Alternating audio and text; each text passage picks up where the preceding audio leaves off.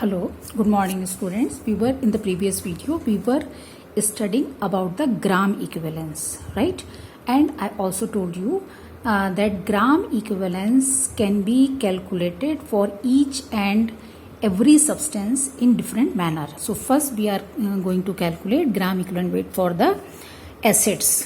तो एसिड्स के लिए ग्राम इक्विवेलेंट वेट का फॉर्मूला क्या होता है? Gram equivalent weight of acid is equal to molar mass upon its basicity. अब ये बेसिसिटी का मतलब क्या है? फॉर एग्जाम्पल हमारा जो स्टैंडर्ड है जिससे हम सबको कंपेयर करते हैं वो है HCl. और स्टैंडर्ड बेस क्या है? Sodium hydroxide.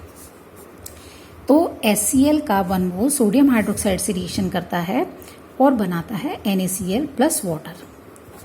ठीक है, तो HCl 1 मोल बेस से रिएक्शन कर रहा है, इसलिए ये इसकी क्या है? बेसिसिटी, यानी कि capacity to react with how many moles of base and standard base, that is the sodium hydroxide. So it is can react with only 1 mole of the sodium hydroxide standard base, so its basicity is 1.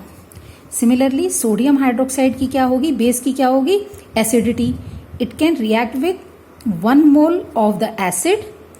Its capacity to react with 1 mole of the acid, that's why its acidity is 1. Now another example. Now I'm going to compare sulfuric acid. क्या calculate acidity of the basicity of the sulphuric acid. तो standard base से आपने reaction कराया, तो complete neutralisation के लिए आपको कितने मोल्स चाहिएंगे NaOH के? 2. तो sulphuric acid has capacity to react with 2 moles of standard base sodium hydroxide, that's why its basicity is 2. Similarly अगर मान लीजिए हम यहाँ पर बेस कंसीडर कर रहे हैं magnesium hydroxide, right? It form magnesium chloride plus water, balance the reaction. अब इसका मतलब क्या हुआ? मैग्नीशियम हाइड्रोक्साइड का 1 mole has capacity to react with 2 moles of standard HCl. That means magnesium hydroxide की एसिडिटी हुई 2, राइट? तो gram equivalent weight of an acid is equal to molar mass upon basicity. अब ये तो है हमारा explanation, लेकिन हम कैसे निकालेंगे? शॉर्टकट तरीका क्या है? तो जितना भी रिप्लेसेबल एचाइन होते हैं किसी भी एसिड में, वो उसकी बेसिसिटी होती है. HCl में रिप्लेसेबल एचाइन कितने? 1. तो इसकी बेसिसिटी कितनी हो गई? 1. H2SO4 में रिप्लेसेबल एचाइन कितने? 2. तो इसकी हो गई 2. H3PO4 में कितने हैं रिप्लेसेबल एचाइन? 3. तो 3 हो गई. HNO3 में रिप्लेसेबल एचाइन कितने हैं? 1. तो 1 हो गई. एसिटिक एसिड CH3COOH ये कोवेलेंट बॉन्डेड है और ये आयोनाइज्ड हो सकता है, तो ये बनाता है acetate ion plus H positive ion. तो केवल एक H प्लस आयन ये वाला रिप्लेसेबल है, इसलिए इसकी बेसिसिटी हुई 1. ठीक है, उसी तरीके से H2PO3 या H जितने भी आपके एसिड हैं उनमें आपको क्या करना पड़ेगा? रिप्लेसेबल H आयन आपको कैलकुलेट करने पड़ेंगे. Accordingly you will calculate the basicity. Similarly अब ग्राम इक्विवेलेंट वेट, अब मान लीजिए सल्फ्यूरिक एसिड का निकालना है मुझे, तो gram equivalent weight of H2SO4 is equal to its molar mass 98 divide by its basicity replaceable H ion 2. तो इसका हो गया 49 gram. This is gram equivalent weight of sulphuric acid. In the same way you will calculate the gram equivalent weight for the base. For example aluminium hydroxide का gram equivalent wait निकालना है, तो क्या हो जाएगा? Molar mass of aluminium hydroxide divide by replaceable OH ion. ठीक है, तो ये इसकी क्या हो गई?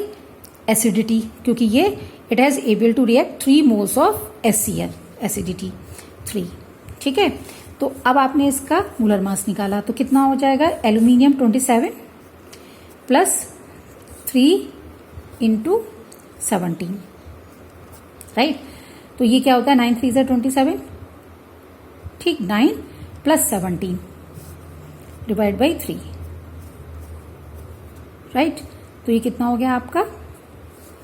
28 gram, right? So in this way you can calculate the equivalent weight for acid and base. Now second है कि अगर हमें किसी सॉल्ट का निकालना है इक्विवेलेंट वेट, ठीक है, तो सॉल्ट के इक्विवेलेंट वेट के लिए क्या होता है, molar mass of the salt, जो भी आपको वो दिया हुआ है सॉल्ट, उसका molar mass divide by number of valency at positive ion, number of charge on positive ion, right. तो मोलर मास कितना हो गया इसका, मान लो जो हम निकाल रहे हैं यहाँ पे कैल्शियम कार्बोनेट का, ठीक है, तो इसका होता है 60, 100 is the molar mass divided by calcium पे चार्ज कितना है 2, इट इज डिवाइडेड बाय 2, तो इसका ग्राम इक्विवेलेंट वेट कितना हो गया 50। So in this way we can calculate this one. अब इसमें आपको एक और भी स्टडी करना है, that is for the redox reactions. ये अभी आपको नेक्स्ट चैप्टर में कराया जाएगा, पर थोड़ा सा मैं यहाँ पे बता दे रही हूँ। रिडॉक्स रिएक्शंस के केस में equivalent weight reaction to reaction change होता है। जैसे KMnO4 है हमारा, ठीक है, KMnO4 जब आप जब आप बेसिक मीडियम लेंगे तो ये चेंज होता है आपका K2MnO4 में। जब आप लेंगे यहाँ पर KMnO4 और न्यूट्रल मीडियम लेंगे तो न्यूट्रल मीडियम में ये चेंज हो जाएगा आपका MnO2 में। और जब इस KMnO4 को आप एसिडिक मीडियम में लेंगे तो ये चेंज हो जाएगा Mn+2 में, ठीक है। जब हम रिडॉक्स पढ़ेंगे तब हम डिटेल में पढ़ेंगे, अभी मैं थोड़ा सा आपको बता देती हूँ।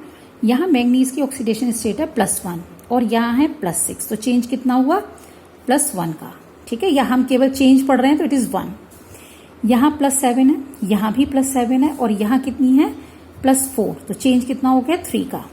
यहाँ +7 है और यहाँ कितनी है +2, क्योंकि जो ऑक्सीडेशन नंबर आयंस का होता है वो उसकी वैलेंसी के बराबर होता है। तो ये कितना हो गया चेंज आपका +7 से +2 5 का।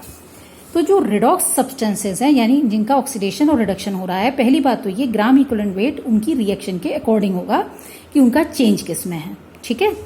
अब ग्राम इक्विवेलेंट वेट क्या हो गया, किसी भी KMnO4 का अकॉर्डिंग टू द रिएक्शन, यानी कि बेसिक मीडियम में KMnO4 का ग्राम इक्विवेलेंट वेट होगा in basic medium molar mass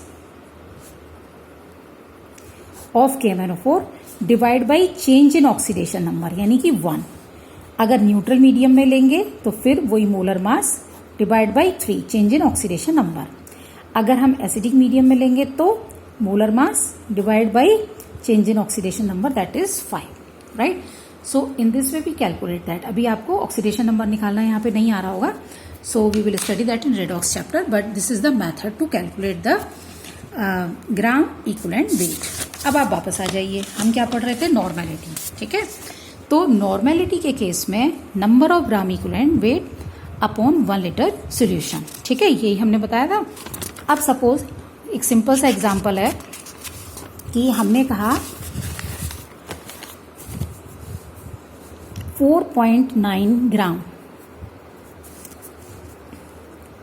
sulphuric acid present in 200 ml solution, right? Calculate normality। अब मेरे को बताना ये था कि इसमें भी आप वही फॉर्मूला लगा सकते हैं, W = XeV/1000, ठीक है। अब एब्रीविएशन क्या चेंज हो जाएंगे, W as usual mass of solute, कितना दिया हुआ है आपको यहाँ पे 4.9 ग्राम। X क्या है, कंसंट्रेशन टर्म, क्या निकालना है, नॉर्मेलिटी। E क्या है आपका, मोलर मास, ठीक है, मोलर मास था अब तक। अब यहाँ पे क्या हो जाएगा, इसकी जगह पे आपके लिए ग्राम इक्विवेलेंट वेट, ठीक है। और V आपका क्या है, volume in ml, volume of solution in ml, correct. अब आपने वैल्यूज पुट कर दिए। एक फॉर्मूला याद करना है, बस एब्रीविएशन आपको पता होनी चाहिए कि अकॉर्डिंगली हमें क्या करना है। 4.9 = N हमें कैलकुलेट करना है इनटू सल्फ्यूरिक एसिड के लिए हमने कितना निकाला था 49 इंटू 200, ठीक है, कन्वर्जन फैक्टर 1000, राइट, क्योंकि यहाँ पे जो V है हमारा वो किस में है, ml में। अब आप कर लीजिए इसको, तो n इज इक्वल टू क्या हो गया, 4.9 इंटू 1000 डिवाइड बाई 49 इंटू 200, ठीक है। ये पॉइंट गया, ये गया, ये दोनों जीरो गए, ये दोनों जीरो गए, ये इससे कट गया, तो आपकी कंसंट्रेशन क्या आ गई, 1/2। क्लियर। अब जैसे आपने वहां M1V1 किया था, तो अगर डाइल्यूट कर रहे हैं हम सोल्यूशन, तो यहां भी हम क्या कर सकते हैं, N1V1 is equal to N2V2, ठीक है। दूसरी चीज एक और आपको यहाँ पे इंपॉर्टेंट है कि हमें दो चीजें हैं, ये तो आपने एसिड या बेस को डाइल्यूट किया तब है, लेकिन अगर हम एसिड में बेस मिलाएं और फिर रिजल्टेंट क्या होगा, ये भी हमें पता होना चाहिए, ठीक है। Thank you.